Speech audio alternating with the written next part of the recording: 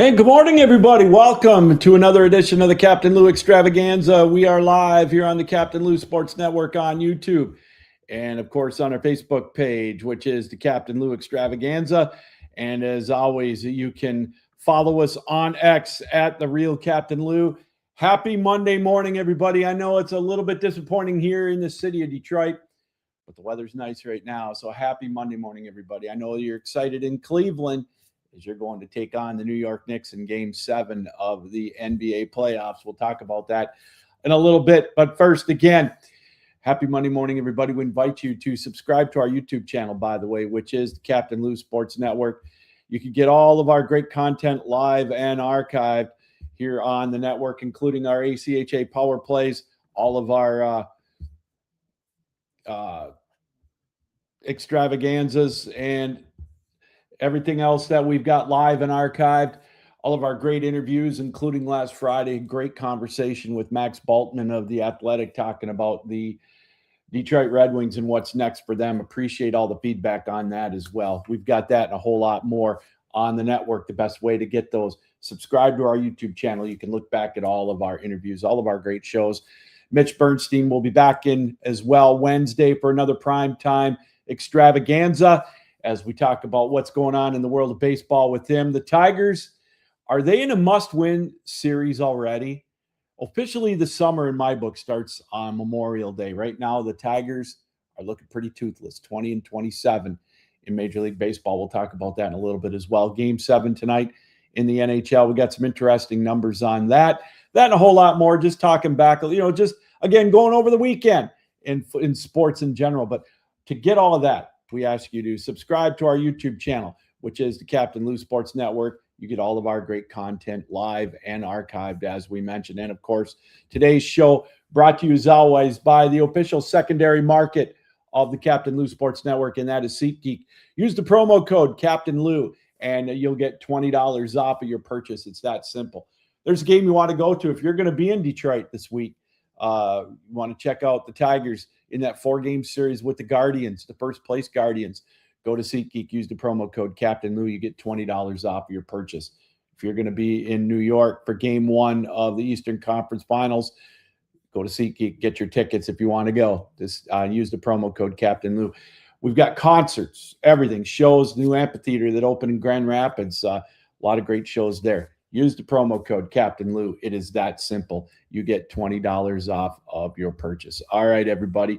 As we mentioned, it is not so happy of a Monday if you're a Detroit Pistons fans here in the city of Detroit. The Pistons definitely ran out of gas last night. I don't know what else you can say.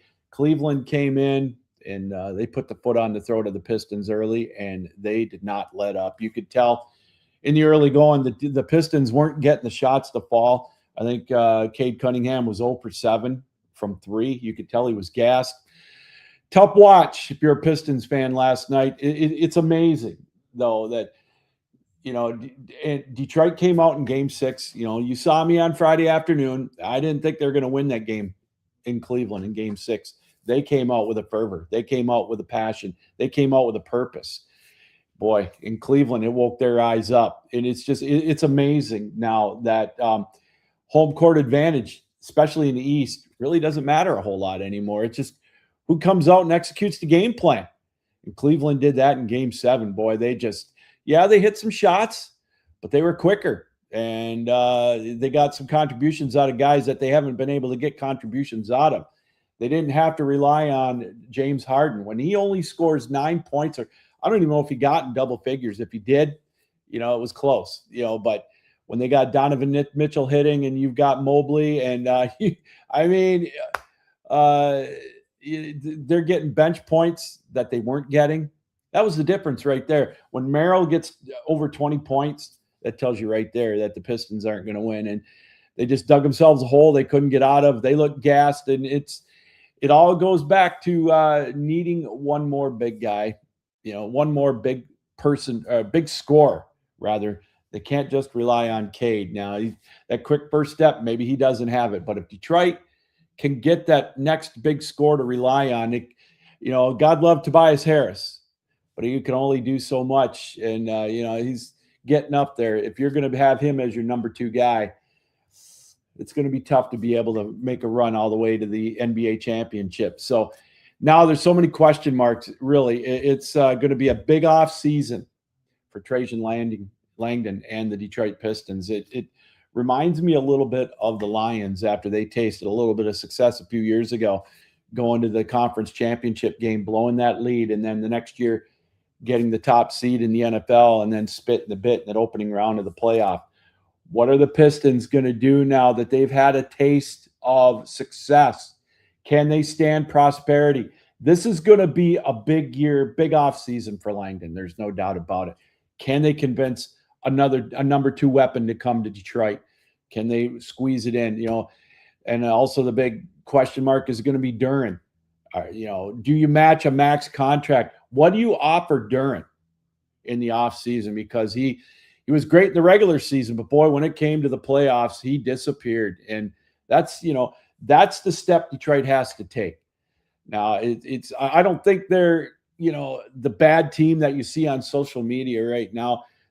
That's just the way it goes in social media circles right now. It's, what have you done for me lately? And that means last night. I chuckle, I laugh. I read these things on Facebook and on X and on Instagram and everywhere. Everybody gets behind the keyboard. The Pistons were the heroes. They were great after Game 6.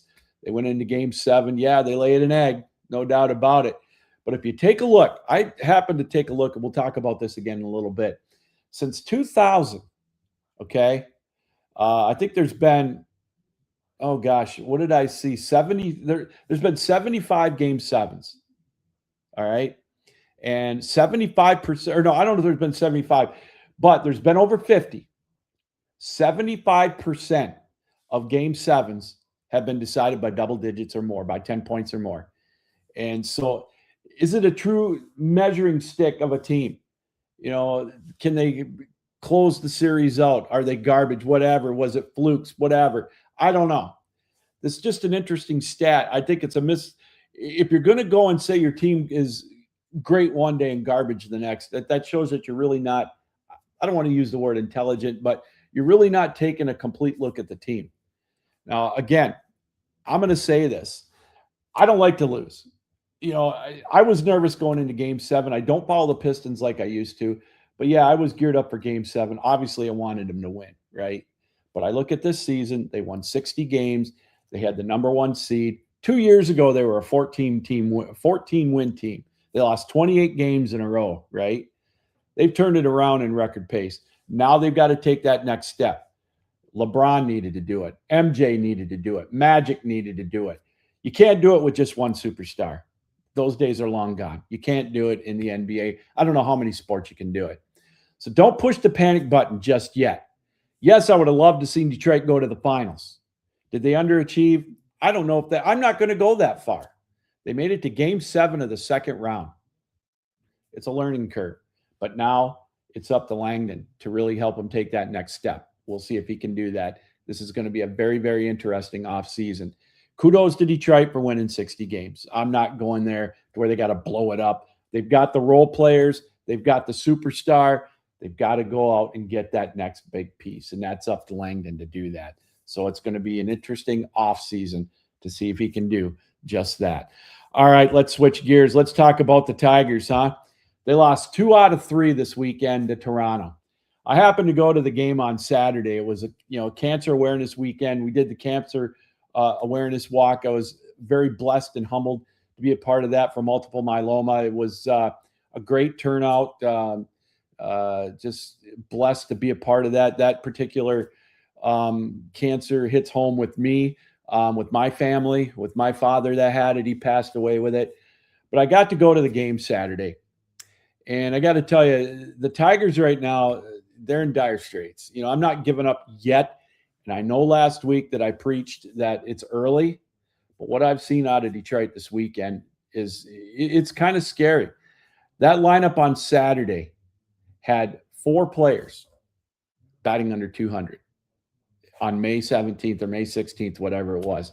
I mean, when you've got a catcher that's batting $150 in your lineup, and you've got players, but it's not just the Tigers. But I look at it and I think to myself, how can you field a Major League ball team with almost half your lineup hitting under 200? How do you expect to win? The pitching's not that great. I don't think the pitching's that great at all. It's all about analytics. And I just don't – I watch this and I think these guys can't even get a guy over to third base. Detroit had a couple of opportunities. They lost 2-1 on Saturday in 10 innings. And they've got a closer, Kenley Jansen. He got him out. But I look at it and I've never in my life ever seen a closer that doesn't throw a four-seam fastball or a fastball. All he throws is junk, cutters and change-ups and whatever. That was, I don't know, like I said, he got this side out in the 10th, but the only bright spot to that game Saturday was Casey Mize. He pitched 6 innings, shutout ball. They yanked him. Fingan came in, and his first pitch, he gave up the tying run. But I go back to the hitting. I look at that lineup from top to bottom. It's a AAA ball club right now. And most of the injuries are on the pitching staff. Detroit can get all the pitching they want, but I look at this lineup. They've got McConaughey. He's doing great, but he's kind of struggled as of late. Riley Green, I think, is batting .320. He's leading the team. But I look at the bottom of that lineup, and it's just I don't get it. Once you get through the first 4 guys, maybe 5, bottom 4 can't even hit 200. Are you serious? And I took a look. I took a look at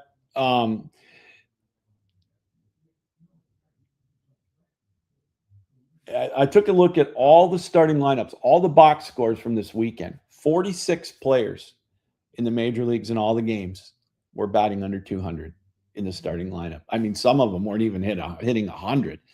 I go by 200. That's the Mendoza line. That's what we grew up on. It's just a different game right now. But anyways, getting back to the Tigers, they've got a 4-game series coming up at home against Cleveland. Now, Cleveland right now is in first place in the American League Central. They've got a game lead over the White Sox. Cleveland is 4 games over 500. All right. Detroit tied for last, 5.5 games out. Now, I know they can't make the lead up in this series, but the official start of summer comes Memorial Day weekend, or Memorial Day in my book. It goes Memorial Day to Labor Day. That's the quarter pole that we talk about in Major League Baseball. This is big for the Tigers. Not only did they got a 4-game set with Cleveland, then they go to Baltimore for 3. Baltimore's under 500 as well. But so are the Blue Jays. This is a crucial week for the Tigers. Are they going to be counted out? Probably not. They can make a comeback. The Guardians did it last year. I get it. That was an anomaly. But I look at this series. This is big for the psyche of the Tigers. I really believe that. They got a 4-game home set with the Guardians. Hopefully the weather will cooperate. Detroit's got to find some way to make some hay. Now, they get Will Vest back. Okay, big deal. I mean, he's another pitcher. But, again, I look to the batting order. And that's what really scares me about this Tiger team. And what do they've got in the minor leagues to bring up? We talked about it a couple of weeks ago. It's time now to let some of these youngsters come up and show what they can do. And I don't know. Detroit is like 30 games under 500 or pretty close since the All-Star break last year. It's been ugly in Detroit. One wonders if it was smoke and mirrors the first part of the year, but I don't know. But a crucial 4-game set for the Tigers coming up tonight as they start with the Cleveland Guardians, fresh off losing 2 out of 3, meekly, I may add, to the Toronto Blue Jays. So we'll keep an eye on that. So, again, just ugly. All right, Game 7 on tap tonight in the NHL. It's going to be the Montreal Canadiens and the Buffalo Sabres. Wow. That Game 6 the other night, Saturday night, Montreal came out. First, Buffalo came out, scored that goal, 28 seconds into the game? And everybody was kind of stunned. Then Montreal comes out, jumps out to a 3-1 lead. They chase Alex Lyon. And then Luukkonen comes in, shuts the door on Montreal. What can you take from that? It's unpredictable. Game 7 tonight, Buffalo. I don't know. Who knows who's going to win that one? That's what I love about Game 7. I was fooled now with the NBA. I thought the Pistons might be able to build off of that, but boy, was I wrong. What's going to happen tonight in Game 7 in Buffalo? What team's going to show up? I mean, what goaltender? Dobish he looked a little shaky Saturday night for Montreal. Who's going to play in net? Is it going to be Luukkonen? It's got to be Luukkonen tonight for Buffalo in Game 7, right? You would think. But man, oh man, That's going to be a knockdown. I assume it's going to be a knockdown drag out. We'll wait and see. I mean, it's funny. In the last 30 years, we've had 118 overtime games 118 game sevens. And 30 of them in the last 30 years, 30 of them have gone to overtime. And 55% of the home teams have won game seven. So what does that mean? You can just throw all the stats away. You can throw any momentum away. I've seen game sevens where the home team has won 8-0. I've seen game sevens where the home team has gotten beat 5-0, 6-0. So who knows what it's going to be? That's the beauty of it. Can't wait for it to watch it. All right, something that we kind of like to do, we call it our Monday morning musings here on the Captain Lou Extravaganza. We just take a look at some stats, what to look for, just final things to talk about from over the weekend. We'll start out with the NFL schedule. It's crazy. I was listening to a couple of people talk on social media and then on call-in shows and talk shows over the weekend. And with the NFL schedule that comes out and all the primetime games and all the non-Sunday games, you got the Monday night football games, which thank goodness they're not doing double headers on Monday nights anymore. I like that. But now the amount of Thursday games, the Wednesday games, the day before Thanksgiving, the day after Thanksgiving, Christmas Eve, Christmas, the Saturday games. It's funny now, you're going to have a stigma if you play a Sunday afternoon game at 1:00. That's where we're going to. And, I heard a caller on a talk show. I'm going to give JT the Brick his flowers because I was out driving around yesterday and I heard this caller, an 81-year-old gentleman, and he was belaboring the fact that, all these sites that you got to pay extra to watch these games, Amazon Prime, Netflix, this and that, it's getting difficult for the fan that has paid, all these years, and worked all these years to watch these games. It is a money grab. And I wonder about it. I mean, you got to pay hundreds, if not thousands of dollars, hundreds of dollars per ticket just to get into a game now. The NFL, hey, it's king, right? And that's what the market bears. But how much of it is finally going to be enough, right? But I go back to all these games that are on Wednesdays and Fridays and all this and that. And Sunday games, one wonders if they're going to have a game every day of the week. I predict in the next 10 years, 10 to 15 years, the NFL is going to have a game every day of the week. They're going to figure out where there's a will, there's a way. They'll stretch out the schedule and they'll figure it out because you've got all these markets now, all these sites that are hosting the games that are going to be up for bid. When this contract's up, some of these sites like Netflix, Amazon Prime, Apple TV is going to get in the mix. They're gonna. HBO, whatever. ESPN Plus. Not only do you have ESPN, you got to pay for ESPN Plus. It's absolutely amazing. I just can't. I wonder what it's going to be like when I'm 80 years old, man. I'm going to have my son help me out to try to find where everything is because the Lions will be lucky to play 1 or 2 games on Sunday. And that's probably, if they're going to be bad, is when they'll play on Sunday. So, yeah, it's too bad. But that's where we're at with the way it goes now with the NFL. It's a money grab. It's just like this weekend. The Pistons on Amazon Prime, a game 7, really?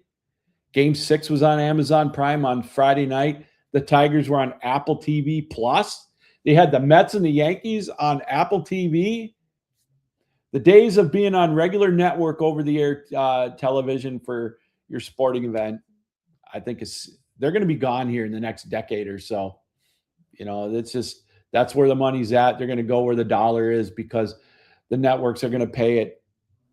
And the NFL, they're going to do whatever they want because they know you, the consumer, will find a way to do it. And for those of us that can't, we'll just have to read about it on social media.